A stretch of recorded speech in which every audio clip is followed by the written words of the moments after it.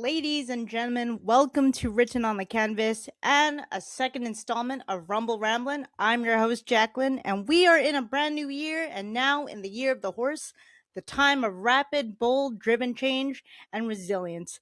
Today's guest showcases a definition of perseverance and is a force to be reckoned with.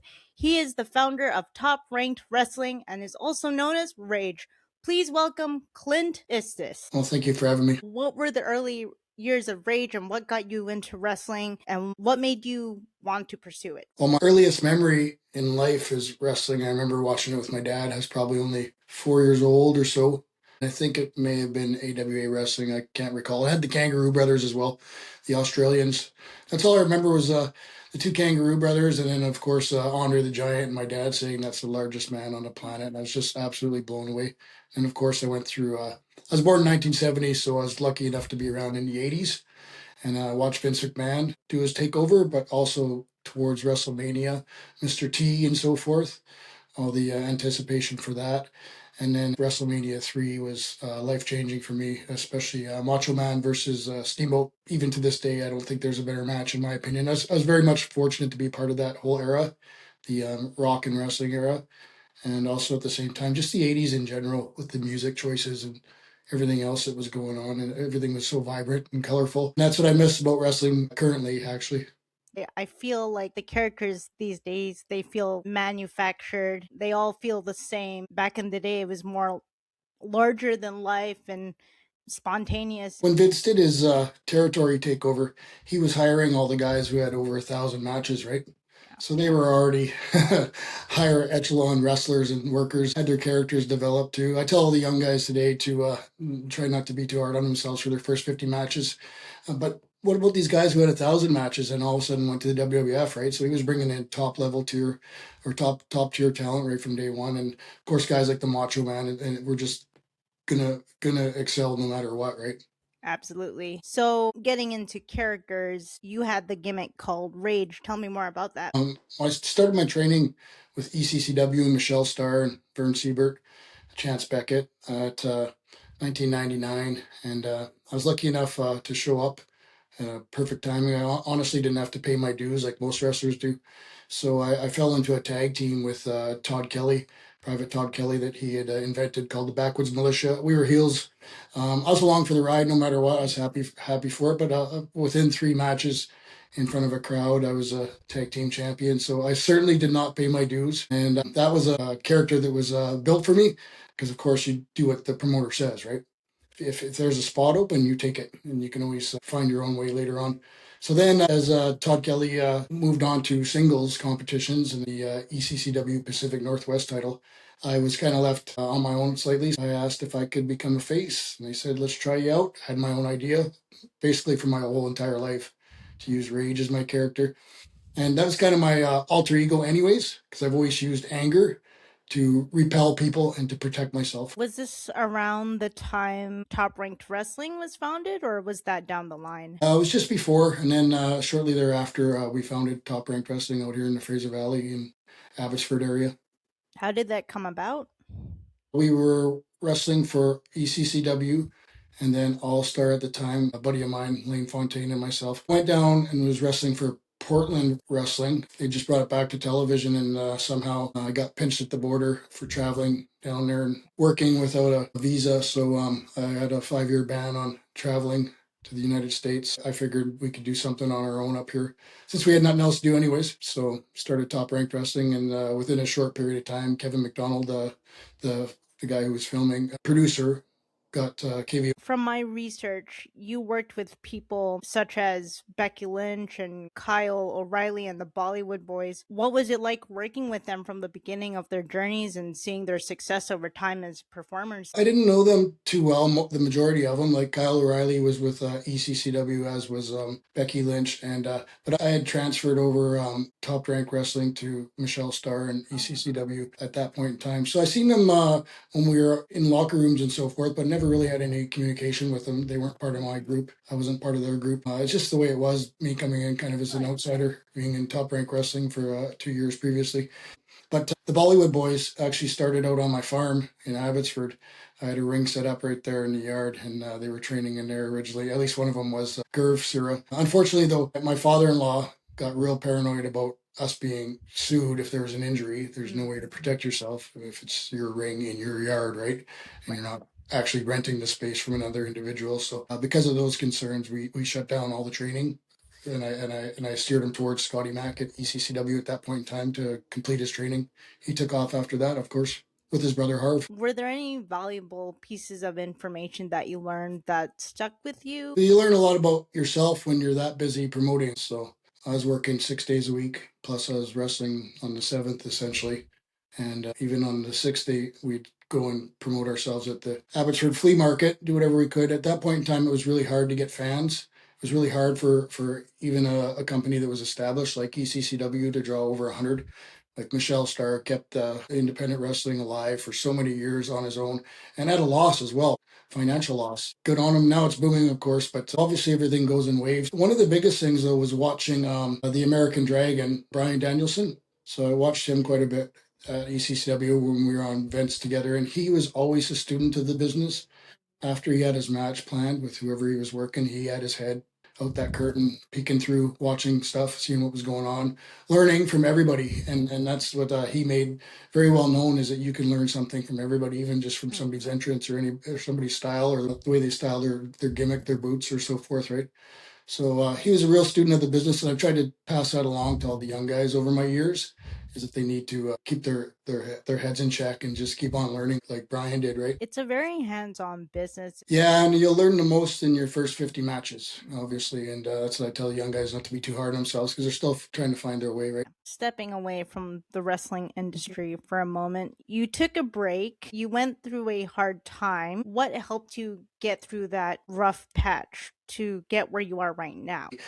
I started in corrections in 2009. So immediately after leaving the wrestling business, and it was just one incident after another for myself. I just kind of had bad luck compared to other officers who had potentially even done 30 years and never had an incident or a use of force or a coroner's inquest, God forbid. So I just had really bad luck, and it just seemed to be one thing after the other, and developed a case of the PTSD.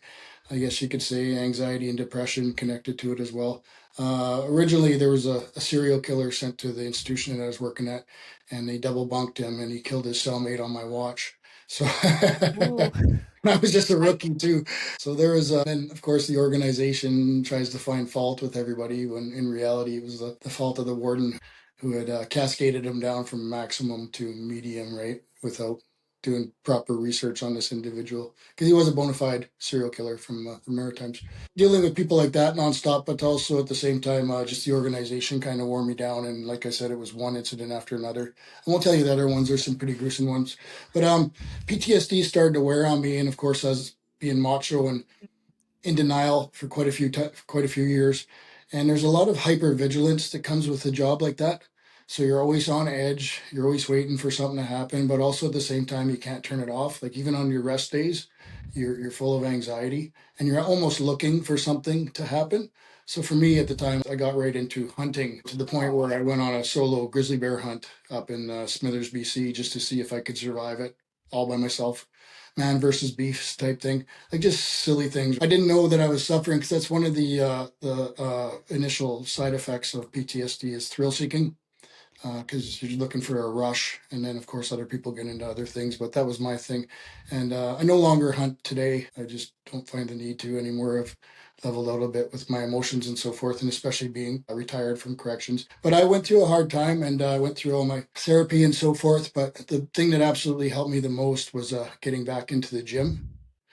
After I suffered a calf injury, a calf tear, I was able to release the serotonins and the dopamine and create the endorphins, of course, when you walk out. So that made me feel a lot more like myself and took away all my anxiety.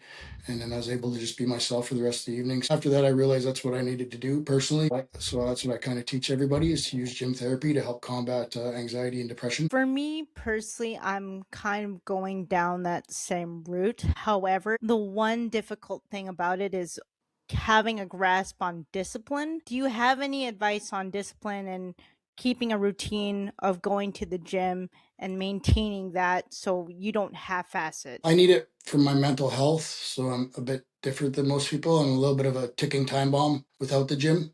I get very reactive, and it's the fight or flight mode basically. It takes nothing for me to enter either of those, and you don't have a choice as to which one you're going to enter. But so for me, I need to go to the gym and I need to release all my negative energies every single day. So it's more therapeutic and mental for me than it is physical. The physical benefits are just something that comes along with it. Thank God, because the hardest part is the diet, and that's where I do suffer with discipline. As far as going to the gym, I go 7 days a week, but the diet's easily the hardest part. So once you got a hang and a routine of coping with mental health, you also pursued bodybuilding. Yeah, I did that more or less right as I got onto Instagram. And I decided I'm retired now, and maybe I'm going to try to do something that helps other people and share my message, because my message could have been horrible. My story could have been horrible if I had committed suicide like I had planned for so many years. It would have been over, and it would have been a horrible ending to a horrible story. But instead, I was able to rebuild myself one day at a time, and that's how I still live life today, is one day at a time, because I get overwhelmed thinking too far ahead. But I was able to get there, and at a certain point, once I started getting into really good shape, I thought, well, I'm going to take this to the extra mile, just to get the more eyeballs on me, not out of vanity, but I just wanted to show other people that if I can do it, they can do it too. If I can come from the depths of depression and that darkness that comes with depression, and find a little bit of light every day, that they can do it too. So I decided to go right to the very pinnacle of it for myself as a 53-year-old male, was just to stand half naked on stage, actually almost fully naked on It's stage. one way to be advocating for Yeah, yourself. yeah, yeah. But just to show that, if somebody's really determined, that they can rebuild themselves. But what I honestly thought, because my self image was so bad at that point in time, I thought that by losing weight, and every 5 pounds, I recorded a video to see what transformation I was going through mentally, and with my own personal self image and self esteem. I thought losing that weight and getting into that kind of shape, that I would be finally happy with myself. Now, I was thrilled after getting on stage and winning my old man division, and just the accomplishment and getting those pictures, just to say at least you did it once. And then within 3 days, I was right back into depression. So after that, I learned I personally, I need to have a goal lined up at all points in time, or else, I'll just slip right back into that same nasty, dark place, right? You wouldn't go back into bodybuilding now, or Yeah, I just did a contest November 1st, and then I oh, was going to do another one on March 28th, but I just needed a break. It's just a little bit too hard on your body to be doing consecutive shows. it's a very strict regime. You got to live life, basically. They call it living life as a monk. So it's hard to go out and do anything with anybody, because there's alcohol everywhere, there's fast food everywhere. It's just too many temptations, right? And everybody will tell you, well, you got to live a little bit too, but that's not the truth. Not if you want to win.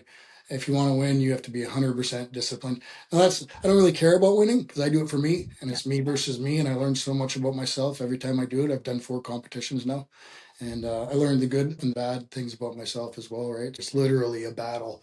And the last 3 weeks before the competition is very hard, because your hormones are so messed up from lack of food. You're living on protein for the most part, right? And your body's eating itself, and you're trying to maintain as much muscle as you can while losing as much fat as you can in a 14-week period, right? So it is a little bit of torture.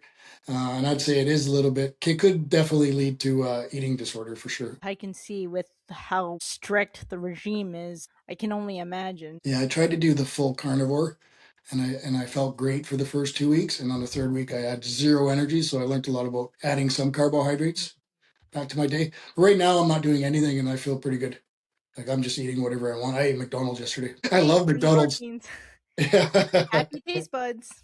yeah, I love McDonald's. It's honestly my favorite food. It's the number one thing I crave when I'm dieting. I've always been curious about this. Are there any differences between the wrestling industry and the bodybuilding industry? They're kind of similar, I suppose, in some regards, in that image is kind of everything for some athletes, at least. Most of the bodybuilders out there, like myself, it started out with small man's complex. Hmm. So no matter what, you always think you're too small. No matter how big you get, you're always going to think you're too small, and you're never going to be happy with how your body looks. You'll always find a fault there. And most bodybuilders, that's how they live their life for their entirety of their life. And it's not till after they retire and they revert back to normalcy that they look back and say, man, I was pretty damn good. Why was I so hard on myself? And why didn't I just enjoy the process?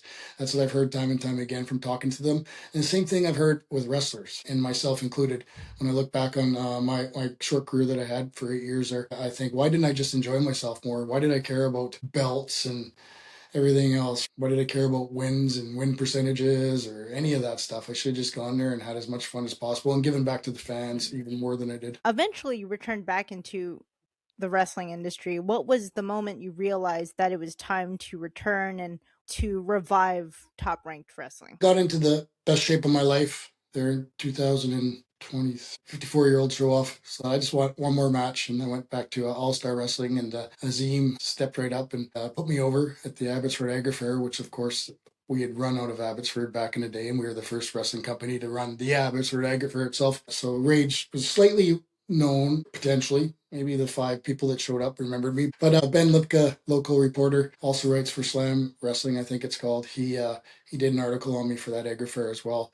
But it was more or less about overcoming my depression, anxiety, and the PTSD, and the return to the ring of rage and everything that I had faced behind the scenes. And that's kind of what I realized, that this could be a great, thanks to him, I realized this could be a great platform for me to share my story and potentially share suicide awareness. And also at the same time, if you can just save 1 or 2 lives, man, you're a hero no matter what, right? If you can help other Right. people from ending their lives abruptly like so many do today, and especially males. There's a whole stigma of men's mental health as well. I don't know if I can speak on this, but stigma of being, oh, I have to be the manly man. I have to hide my emotions because that's not very masculine of me. I have to be the tough guy all the time. Geez, the story of my life, honestly. When I grew up, it was watching John Wayne movies and then Schwarzenegger and Stallone. So you did not show weakness, right? And not even with your friends. You couldn't ever be honest with how you truly felt, or if you had anxiety or depression. That's one thing I realized about the father who raised me, was that he had severe anxiety, but I didn't know about it until he died. But he was self-medicating with alcohol for all those years, and I didn't know.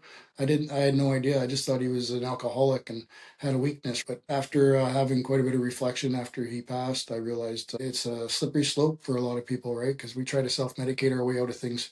My dad used to be a cop in the Philippines back in the 70s, so he's seen quite a bit, and I do notice a bit of that anxiety in him. He just never speaks about it, but I do see it's apparent there. Yeah, yeah. You'll notice if you're in tune with it. If you're looking for it, you'll find it for sure. Especially now that there is more awareness. I don't know what you can do or say to help them though, because everybody has to walk their own walk no matter what. And so much of it has to do with your upbringing, right?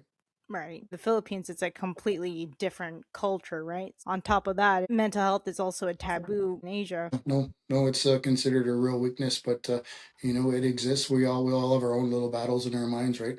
Right. I mean, what do they say? A psychopaths less than 2%, a sociopaths less than 8%, I think. So those 8% got kind of a gravy, easy life where they don't really care what other people think about them. But the rest of us, the other 92%, really care what people think about us. For my intensity, once I open up to people, they're like, "Oh, you're a bit intense, dude." But I'm honest with everything that I say, right? I've gone through the experiences as well. So no matter what, if you ever need to talk to somebody, I'm right here to help you as well. When you were Rage, was it easy to turn it on and off that character? That's the hard part. If you listen to the Chris Jericho interview with Kim Wood, the trainer for Brian Pillman, and he brings up a lot of really good points on the fact that he says that wrestlers are reality challenged, the majority of them. Hmm. Basically, they are lacking identity, and they find their identity through their wrestling character. Because it's honestly who they would want to be if they had to It's become you a times 1,000. superhero. But then some individuals try to live that gimmick, and that's the slippery slope. I saw that time and time again with drug use at ECCW. At the time, we were trying to kind of pride ourselves on being the Canadian version of ECW, and we tried to be as hardcore as possible. But a lot of guys got into the pill popping before the matches so that they can go a little bit more extreme. And it was a slippery slope. We lost quite a few wrestlers to drugs. Personally, have a hard time even taking an aspirin because I watched friends of mine just disappear from one day to the next, unfortunately. So it's a slippery slope once you start living the gimmick and trying to live the lifestyle of a pro wrestler. How does it feel getting back into wrestling after all these years, especially with the revival? Does it feel any different from back then, or is it just like you never left? Back then, as a promoter, it was extremely hard. It was hard to even draw 100 people into your building, and you're always on the verge of losing money. Right now, I haven't run my first show yet. That's on Saturday in 3 days. But I found this has been one of the easiest things I've ever done in my life, almost like it was meant to happen. And that everybody I've been talking to has been super receptive, and I have all kinds of support in the community. A lot of it has to do with the people who want to see my story come full circle and be able to actually impact other people's lives. For example, my good friend Chad Paul, like a brother to me, is the chief of Stehalis currently, and I met him in corrections. He was the Aboriginal liaison officer in the living unit that I worked in, which specialized in Indigenous healing. And so we were good friends because we had the mutual interest of hunting. And of course, when we were hunting, he would share quite a few of the teachings with me, his customs and his people's teachings while we were out there once he learned to trust me and figure out who I was.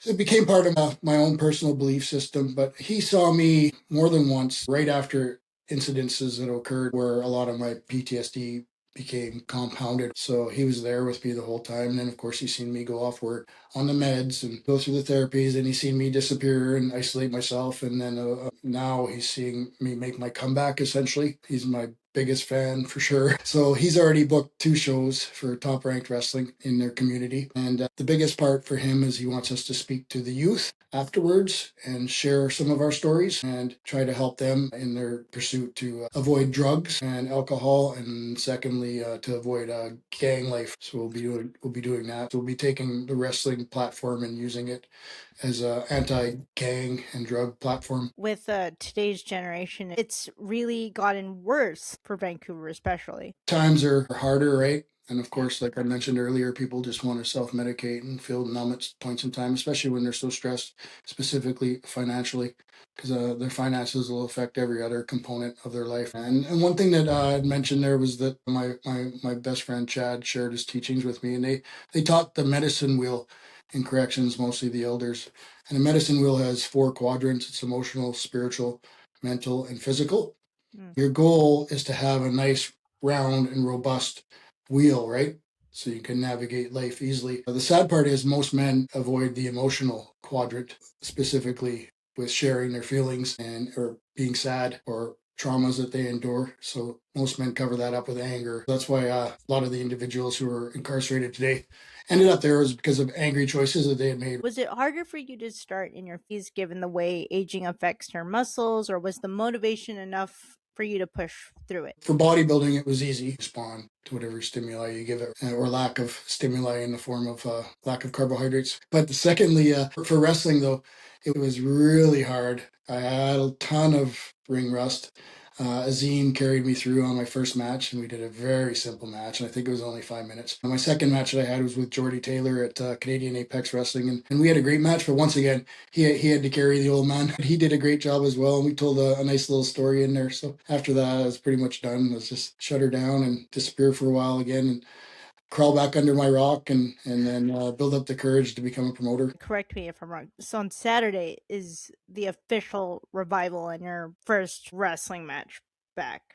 Yeah, we'll be bringing it back in Chilliwack only, besides whatever Indigenous communities we happen to go through over the course of time here. So my goal is just to build something family friendly in Chilliwack alone, and to better my community. And then, of course, All Star Wrestling also performs in Chilliwack, and I have no issues whatsoever in helping them get bigger houses as well and bring in bigger stars because they're willing to do that. I'm grateful.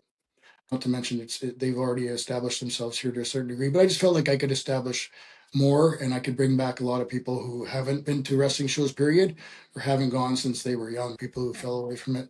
And so far, that's been exactly what's been happening. Everybody's been telling me, most of them weren't even aware that wrestling was coming around town. Of course, I'm talking to everybody one on one, right? So you can go and throw up as many posters as you want. People may or may not see them. and people may or may not be wrestling fans. And if they are wrestling fans, chances are they're fans of AEW or WWE because it's so accessible on your television. But very few people seem to know about indie wrestling. I think there's a massive market if people would just specialize in one small area or another. Like, for example, I'm specializing in Chilliwack, right? Bringing as much awareness and almost trying to saturate the community with knowledge that pro wrestling's here. I 100% agree. Also, if you think about it, wrestling is public relations. If you Yeah, think about it, I've met so many people. I bring the belts with me everywhere I go. I get their pictures, and if they're a business, then I'll collaborate and I'll advertise for them. But if I mean, I've probably did over 100 businesses already or close to. And the children I meet different events throughout Chilliwack, and I hand them the belts and we put the belts on their shoulders. And those ones I don't take pictures of. I let the parents take their own pictures on their own cameras, but hundreds of them. And that's what I really want to bring back is the children back to wrestling because it was such a great part of our lives. And we were so fascinated by the larger than life athletes. And I think it'd be great for them to get back into that too and bring that basically upbringing back to these children. And not to mention the storytelling portion of it too, the good versus bad, the simplicity of it all. But really every match is a Rocky movie. it's real life superheroes. Yeah. Yeah. It is amazing what every athlete does, and every athlete brings something different to the table. With top ranked wrestling being in Chilliwack, do you see it possibly getting anywhere to Vancouver or Mm. anywhere else? Only with the Indigenous community shows I'll do. That's my only goal. Because I think honestly, you have to put so much time into promoting and doing what I've done over the last 3 months, going to all these different events and thrift markets and so forth with the belts and handing out posters directly from hand to hand. I think there's so much work to be done there that it's really hard unless you have somebody to do that for you in every single city that you want to travel to. That's just my belief. I think you can maximize one town at a time or just maximize the one town and stay there. And hopefully other people will step up in the other towns and follow suit. Do you have any dream matches you'd like to wrestle in any company? BJ Laredo runs Vancouver Island Pro Wrestling, and he puts on a Wrestle Fest once a year. So I think he's on Wrestle Fest 3 coming up in June or July. I'm not sure.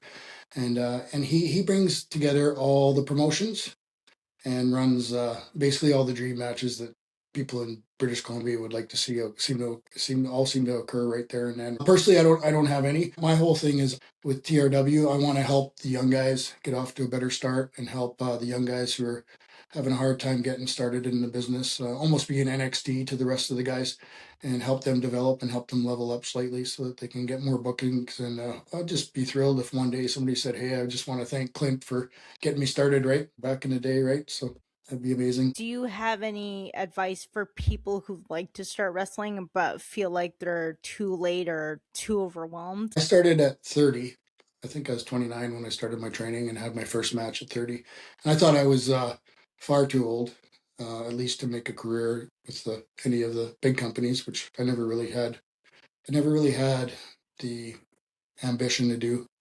Just probably because of the age and the self-imposed limitations I had put on myself, right? But I think anybody, any age, if they want to do it, they should do it, no matter what it is. I think you only get to live once. You don't know how short your life will be. We see lots of people disappear on us every single year, and you only got one go at this. And if you have a dream, I think you should go for it and see what happens. At least put that attempt out there, right? I've seen a lot of wrestlers, they start in their early 20s, even late teens. So it's not very common for people, I want to say over 30, to get back into wrestling. I was working in a gym in Vancouver called the Fitness Quest, and Vern Siebert was one of our patrons, I guess you could say, or members, and he was constantly asking me to become a wrestler because he knew I was such a fan. And I kept telling him I was too small because I was 5'7", and at the time I was 185. And now I'm 5'6", and 200 pounds today. But Hey, with normally all I the confidence. yeah. But so I thought I was too small. So, but he kept giving me tickets for the events because he would co-promote it a lot with the WWF at the time, and I'd still get to go. So he took care of me in that I never had the money working for $7 an hour at the Fitness Quest, so minimum wage. And he just kept my dream alive. And at the same time, when I started, finally, I went to a pay per view and I saw Buff Bagwell was just a tiny bit taller than I was, a lot wider. And I thought, oh, geez, I could do this. At 30 years of age, I jumped into it. I'm kind of a all or nothing type person. And initially, right off the get go, it was Michelle Starr and Vern Siebert were my trainers. So it was like a reunion of sorts. Do you think if you were able to go back in time with the knowledge you have now, is there anything you would change or I do would differently? definitely have more fun with it and not be so intense and not believe that my character was life or death, whether I got a push or not, or if I did the job for somebody far smaller for me. At the time, I was quite big on the fact that I believed wrestlers should be lifting weights, and I was pretty hard on the guys who weren't. Looking back, but they were awfully athletic, right? Night and day difference between me and them for ability, for one, being a weightlifter. But I was pretty hard on them, and I regret that 100%. Plus, back in that era too, we used to do a lot of ribs and joke around with people's names and stuff. And there's some things I said to guys that I really resented, and I think I have apologized to all of them over the years. Most of them didn't even remember it. It was a big thing to me. It wasn't a big thing to them, right? But when you get humbled like I did with the depression and so forth, you take a mental stock of who you are and who you were, right? I didn't like who I was, although I wasn't the worst person out there. I still didn't like who I was, especially believing my own intensity almost. I was so intense. I think everybody had to be at the same intensity level, and I expected everybody to live it like I did, not realizing that you can have fun with it as well. I didn't have fun with it. I wish I had. I'm out there that way. I do way too much self reflection, and I'm an overthinker, right? Very admirable, and I relate a lot. Finding yourself and taking care of yourself so that you can take care of others, but putting yourself first, it's a lot of work. And they say I'm pretty big on sayings, I guess you could say. So one of them that I always repeat is "Heavy is the head that wears the crown," right? But the thing is you have to work on yourself and your own mental resiliency first and foremost, or else you're no good to anybody else, right? So you should honestly learn as much as you can about yourself, and then you can try to help other people, mostly through just being a proper role model to them and leading the path, and then being open to hearing how they truly feel about things. And when you finally have that sorted, you'll finally have a grasp on discipline and maintaining and having a routine. And I guess everything will fall into place. The gym is easily the best place for me to be, and it's my only social life. So when I walk into that gym, I know just about everybody. I've quite a few nice little conversations. I talked to quite a few people about mental health there too, and everybody out there is struggling to a certain bit, especially after the COVID that we went through with the lockdowns and stuff. That was pretty hard on all of us. I always teach, and then this is what I teach everybody, to make your comeback greater than your setbacks, because we're all going to have setbacks in life. If you get one too many, too short a time, it's pretty crippling, which I've experienced. I know everybody else has at a certain point in their life as well. It's all about picking yourself back up. I always thought maybe I'm too old to restart. Now I feel silly saying that because I'm almost Because I'm 30, so but old. yeah. I guess we put a lot of pressure on ourselves and we don't take a step back to just really see stuff we've accomplished and to just give us grace and credit that we've made it this far.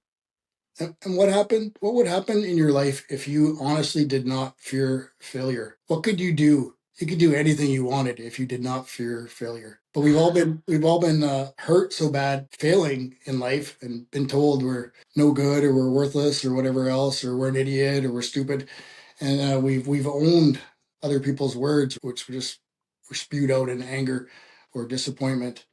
But what if you didn't own those words? What if you didn't say those words in your own head? What if you just believed in yourself, which is you could do anything you wanted to Hey, my motto is fuck it, fuck it, fuck it. Who gives a fuck what everyone says? Just go for it. Just go for it. do? Yeah, if you could reach that point, absolutely. I have a hard time still. I care what people think, but I try to just let it motivate me, because I know for one thing, I can outwork everybody. It's easier said to be than to be done. But baby steps, Yeah. baby steps. It's all about learning. You learn all these things in life. I started watching a whole bunch of videos on stoicism, which I needed to, because then, a true stoic doesn't care what people think. What motivates me recently was Arnold's documentary on Netflix.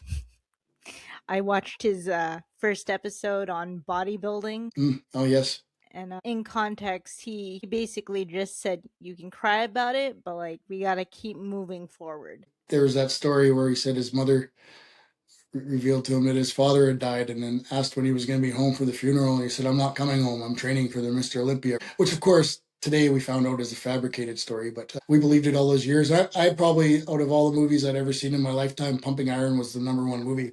Because as soon as I started lifting weights in 1986, man, we had videos of that floating around everywhere, and everybody was acting like Lou or acting like Arnold in the gym, just joking around. It was a really cool culture, but it was all from the whole fitness boom came from that documentary. And of course, Arnold became so successful in the movies, and again, the fitness boom was 100% credited to him during that time. So he was such a key part in my life. I know when he passes, I'm going to be a mess for a couple of days with Stallone because they were just such massive role models to me. Sometimes I jokingly say that I'd like to be the Arnold of the people I want to advocate, but minus the bodybuilding, I want to be that kind of advocator for people with physical disabilities. Yeah, yeah, because he was number one advocator for sure for the Special Olympics. Yeah, he did a lot for the fitness community and for the working class people. Absolutely. Even I think it was George Bush, the original George Bush Senior, had him as his I don't know, Minister of Health and Fitness or something. I remember all that stuff back in the day. It was pretty amazing where somebody from a little town in Austria ended up, right? Never mind becoming governor and so forth. Just the American dream come true, but we also have the Canadian dream come true as well. Our Canadian dream would be what we want to define it as. It's never really one definition. It's different for everyone. That's true. Some people want to become the next Bret Hart, for example, right? Was also a massive icon within Canada. I enjoyed hearing your story and your journey. You've went through the trenches, but you made it out. I'm still making it out. I still have, I'm telling you, like right now, especially with promoting and so forth, um, I'm exhausted every single day. And at nighttime, I'm a mess. Like I could cancel the show easily if it wasn't for all the people that are depending on me, right? Because it's just taxing on me. I'm not used to being out there like I am right now, or being the center of attention or anything else. So I'm pushing myself possibly a little bit too hard. But I just can't wait to get it done, and hopefully it's a massive victorious day, and then I can relax for a couple of days afterwards and catch up on my books because I don't even want to know what I spent. I just have a stack of receipts. Well, it was lovely sitting down with you and having this conversation. Do you have any final words for the audience with you? Make your comeback greater than your setbacks. Life's gonna knock you down. You have to get back up. Personally, for me, being able to help other people fulfill their dreams, and then of course being able to use wrestling as a tool to bring my message to other communities and to even my home community in Chilliwack. So it's kind of the goal for me. You are truly an inspiration. And thank you for being our second guest on our show. Well, Really thank you, appreciate it. Jacklyn. Thank you for your time, and we'll see you in the next one.